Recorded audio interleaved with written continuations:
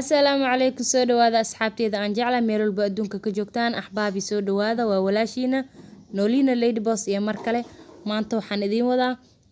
mayonnaise sida loo sameynayo insha Allah ukun la'aan ah yani waxa jir dad ukunta ay dhibayso soo aad ugu fiican tahay dadkaas in ay noocaan isticmaalaan ila socda ilaa videoga dhamaadkiisa asxaabi meesha waxaan ku haystaa bakeera oo soo dhow oo saliid ah sunflower iyo meeshaan caano aan soo qasay rasiin waa caanaha laba xabo oo ah toon iyo jablin dhanaan ah maasha Allah intaas ay ka koobnaan doontaa soo hadda waatana qalaadadan ku sameynaya insha Allah laba xabo toon heed ayaan ku riday sidoo kale waxa ku darayaa saliidi okay sidoo kale waxaan ku darayaa asxaabey caanaha soo dadka gobol ukunta way dhibay xasaasiyad ay ku tahay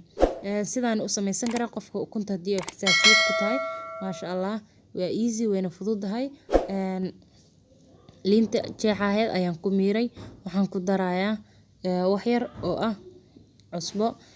salti maasha Allah